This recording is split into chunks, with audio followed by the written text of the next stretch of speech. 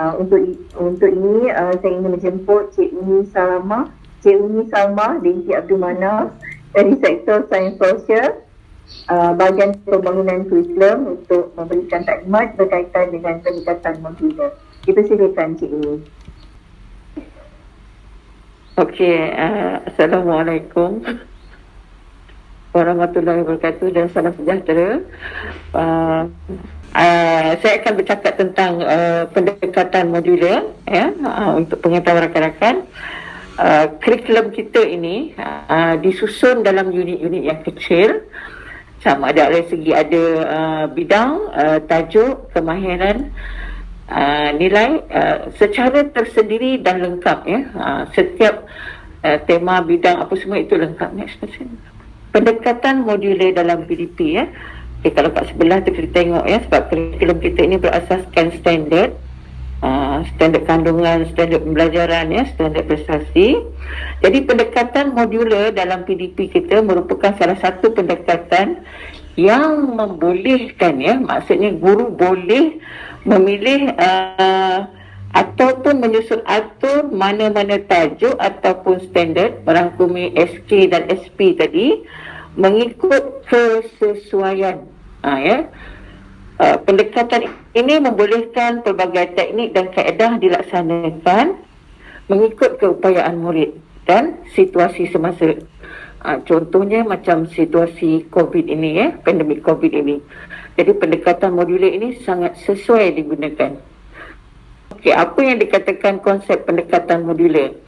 Okey, kita ada 3 kalau pendekatan modular ni kalau kita lihat kandungan apa dia dari segi konsep kandungan itu macam saya kata awal tadi lah, penyusunan bidang, tajuk, kemahiran, nilai dalam bentuk unit yang kecil-kecil Okey, kemudian dari segi pedagoginya menyampaikan kandungan mengikut urutan ataupun dan spesifikasi kurikulum ataupun menyusun atur standard kandungan, standard pembelajaran mengikut keperluan dan kesesuaian, menggabungkan SK dan SP mengikut keperluan dan kesesuaian. Okey, dari segi pentaksiran pula secara berterusan dan formatif untuk mengukur perkembangan pembelajaran murid. Kenapa saya kata dia tak ada sumatif? Sebabnya kadang-kadang dalam bentuk pendekatan modular yang kita bukan non-linear itu, bila kita gabung dua-dua tu maknanya tak semestinya satu kelompok itu boleh habis. Kalau satu kelompok tu habis, maka pendekatan ataupun penilaian secara sumatif boleh dilaksanakan. Prinsip pelaksanaan pendekatan modular ni ada 4 Pertama, berpusatkan murid. Kedua, kesepaduan. Ketiga, linear dan bukan linear. Dan keempatnya, fleksibel. Apa yang dikatakan berpusatkan murid ni? Saya rasa saya tak payah terang kot bila saya kata berpusatkan murid ni. Mestilah kita berpusatkan murid, maksudnya potensi murid, minat murid, perkembangan murid, segala-galanya adalah murid ataupun dalam bahasa Jermannya lah self-paced, self-access, self-access dan self-directed. Itu dalam bahasa Jermannya. Okey, apa yang dikatakan linear dan bukan linear pula? Penyusunan SK dan SP mengikut urutan dari mudah kepada sukar, dekat ke jauh, konkret ke abstrak, itu adalah linear. Maksudnya macam ni lah. Kalau kita ikut jadi SKP tu, dari kalau macam tajuk 1 sampai tajuk 10, itu adalah linear. Tapi kalau kita kedepankan pendekatan secara spiral dalam pelaksanaan kurikulum untuk mengukuhkan kefahaman dan penguasaan kemahiran pun itu masih linear. Apa yang dikatakan bukan linear?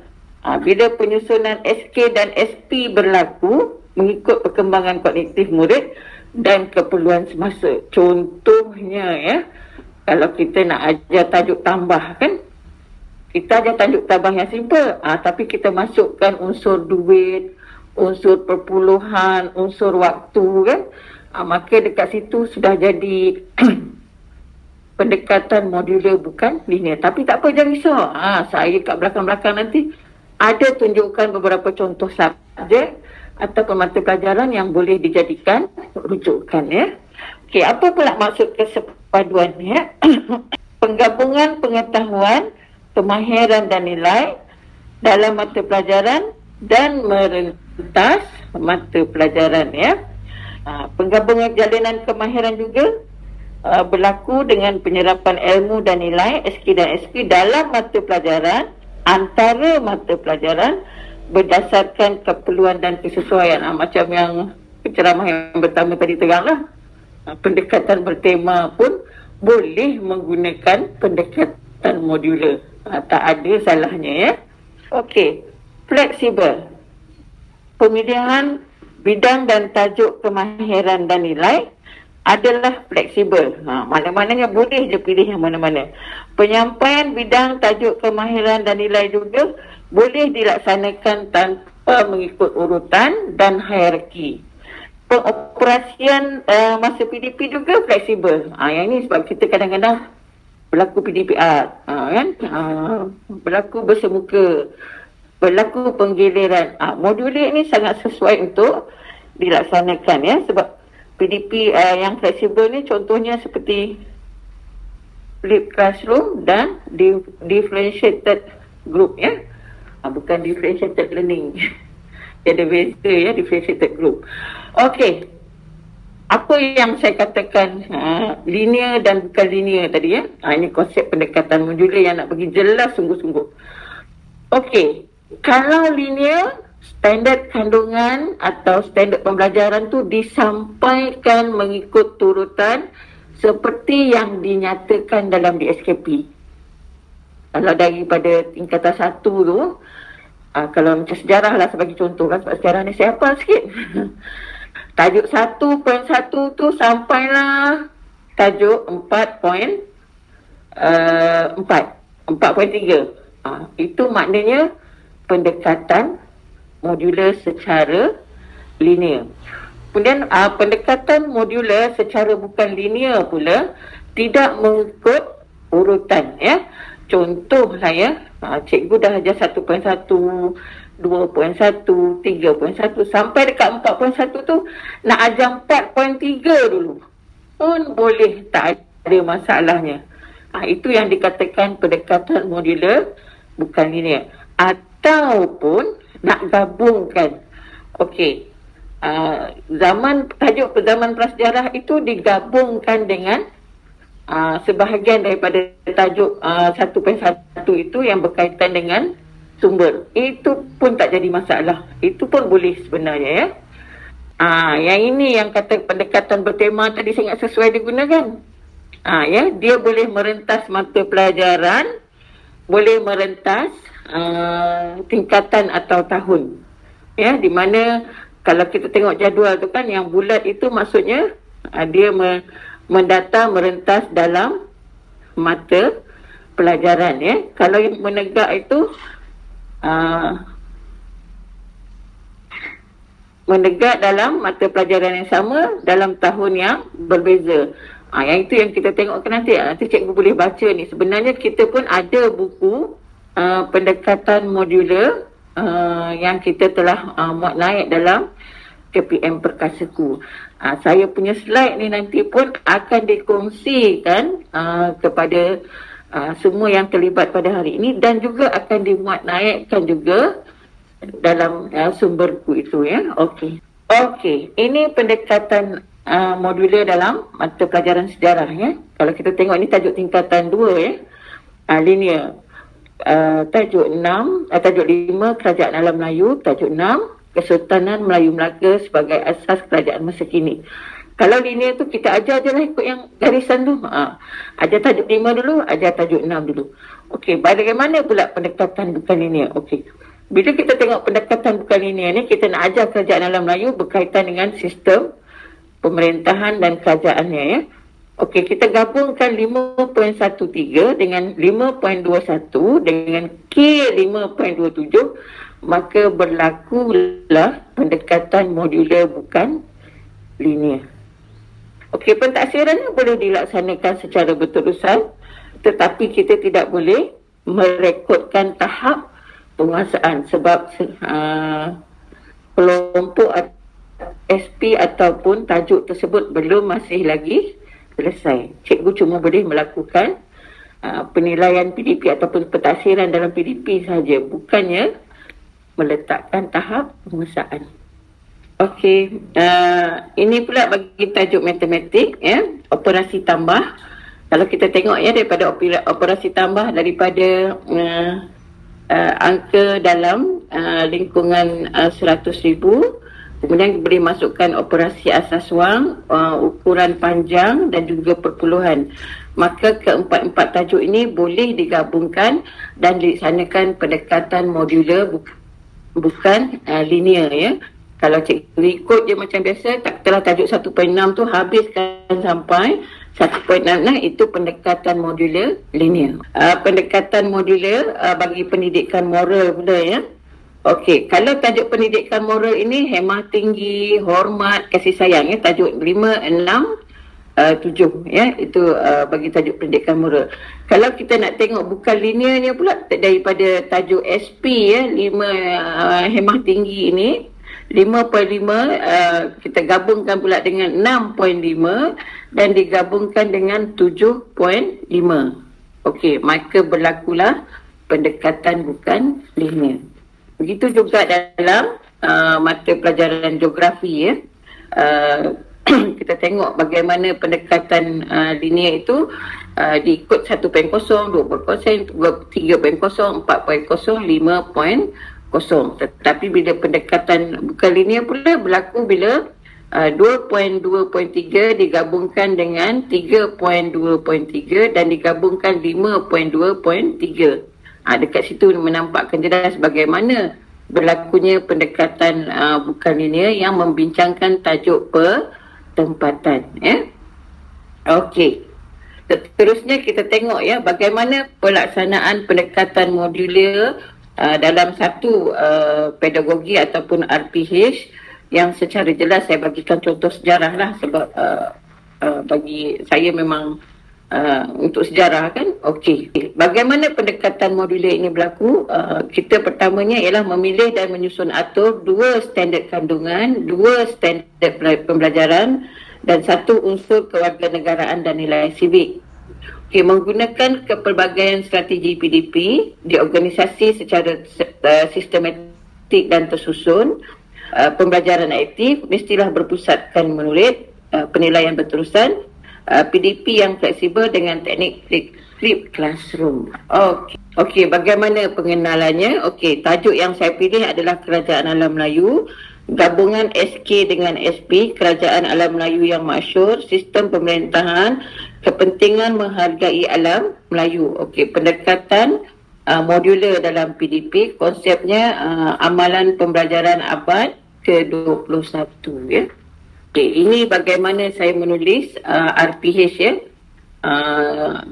Kerajaan Alam Melayu, standard kandungan, standard pembelajaran, objektif pembelajaran. Objektif pembelajaran ni kita perlu ingat, ya, mesti ada indikator. Menamakan 4 kerajaan alam Melayu yang masyhur, menjelaskan 2 struktur pemerintahan, kerajaan-kerajaan, merumuskan 3 kepentingan. Itu dia punya indikator tu, mesti jelas, ya. Okey, set induksi. Set induksi ni macam-macam kita boleh guna, cikgu, ya. Contohnya saya buat video Kerajaan Alam Melayu ni, saya ambil tajuk video Merong Mahawangsa. So kita bagi video ini sebagai satu rancangan kepada murid. Okey, selepas tu ini saya induksi ni lah, saya tunjukkan, ya. Guru memaparkan video berkaitan Kerajaan Alam Melayu, murid melihat tayangan video, murid mengaitkan video dengan kehidupan masyarakat. Contoh soalan, kat sini dah berlaku pentadsiran ataupun yang dikatakan PBD itu, pentadsiran bilik belajar. Apa yang kamu tahu tentang filem ini? Di negara manakah lokasi filem ini? Apakah warisan sejarah yang anda lihat dalam filem ini? Kita mohon murid untuk menceritakan menggunakan peta IT. Okey, kita minta murid mencari maklumat secara berkumpulan tentang nama kerajaan, sistem pemerintahan. Jawapan ditulis dalam bentuk flashcard ataupun peta. Bukan nama kerajaan, siapa negara tersebut, bukan sistem pemerintahan. Taksiran. Sebab itu PBD itu berlaku sepanjang kita punya PDP ya. Apakah nama kerajaan, siapakah pemerintah kerajaan tersebut, apakah bentuk sistem pemerintahan, bagaimanakah pemerintahan melaksanakan sistem pemerintahan ya. Kita langkah kedua ini pula kita tengok kita bahagikan murid kepada kumpulan, kemudian murid menyampaikan maklumat di ruangan yang disediakan oleh guru mengikut kumpulan, semakan, murid membina perkaitan, kemudian murid membina garis masa, murid membuat semasaran. So berdasarkan bahan yang saya sediakan ini merupakan contoh ya yang boleh dilaksanakan dalam PDP sejarah ya. Okay, next. Ini adalah contoh garis masa tadi ya, bila murid nak membina perkaitan tadi. Di manakah kerajaan-kerajaan alam Melayu itu wujud berdasarkan garis masa ya. Next. Langkah 3, murid membina perkaitan ya, yang membawa perubahan pada hari ini berdasarkan hasil kerja kumpulan tadi, dan murid mengukakan bahan perbincangan. Kemudian pada penutup dia, ini adalah penutup dia ya. Murid diminta merumuskan perubahan masa lalu, kini dan masa depan. Masa lalu pelabuhan dia macam tu. Masa kini pelabuhan kerajaan alam Melayu tu mungkin begini. Okey, masa depan bagaimana pula? Okey. Di penutup pun berlaku taksiran ya. Adakah perubahan berlaku dalam hidup manusia? Mengapakah sistem pemerintahan penting dalam menentukan kegemilangan sesebuah kerajaan? Saya rasa itu adalah pendekatan modular yang saya rasa contoh yang lengkap ya bagi mata pelajaran sejarah, dan ada beberapa contoh lain yang nanti akan dimuat naik dalam sumberku ya, bagi membantu rakan-rakan guru untuk melaksanakan pendekatan modular. Sekian daripada saya, terima kasih. Okey, RPT tak perlu disusun semula dalam pendekatan modular. Cuma dekat ruangan catatan itu perlu diletakkan bagi SP ini ataupun SK ini telah dilaksanakan dalam bentuk pendekatan modular di ruangan catatan. Apanya? Apa mata pelajaran yang sesuai untuk pendekatan modular jika subjek bio, fizik, kimia? Biofizik kimia. Semua subjek boleh dilaksanakan pendekatan modular asalkan tajuk ataupun bidang atau unit itu sesuai antara satu sama lain. Dia yang tak boleh kahwin ni macam adik-beradik. Yang boleh dikahwinkan tu yang itu maknanya dia sesuai. Contohlah kalau nak ajar tentang saya biofizik kimia ni bukan bidang saya, tapi saya cubalah. Katalah tajuk fizik, nak ajar ukuran. Lepas tu nak ajar dengan bio tentang sel. Itu memang tak sesuai. Dia kena sesuaikan tajuk tu. Baru boleh dilaksanakan pendekatan modular. Kita ikut logik kita rakan-rakan guru. Benda yang kita nampak, yang maksudnya sesuai. Contoh macam saya kan. Saya nak melaksanakan pendekatan modular. Contoh dalam pendekatan bertema tadi kan. Dalam BM pun ada diajar tentang pantun kan, kesenian Melayu.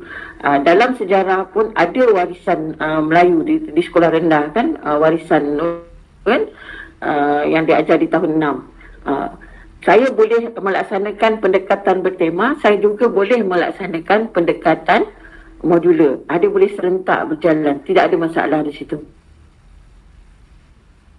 Soalan lain lagi. Soalan yang seterusnya itu tentang bagaimana tentang PBD. Adakah hanya boleh dilaksanakan secara sumatif, sedangkan dalam PBD pentaksiran boleh secara pemerhatian dan lisan? Belakang saya dah terang tadi, daripada awal sampai akhir memang berlaku. Contoh saya tadi memang dilaksanakan PBD daripada mula set induksi sampailah penutup. Dia boleh itu formatif lah tu. Maknanya lisan, tulisan ya. Bila kita perhati murid tu buat aktiviti, kat situ kita dah melaksanakan pemerhatian. Bila kita tanya murid secara lisan, itu maknanya kita dah laksanakan kaedah lisan. bila kita suruh murid menulis jawapan, itu pentaksiran secara bertulis. Okay, ada lagi Mira? Okay. Saya ingat itu saja Cik Umi. Okey, terima kasih. Lain-lain soalan boleh dikemukakan kepada meja bantuan perkasaku dan kami akan membantu rakan-rakan.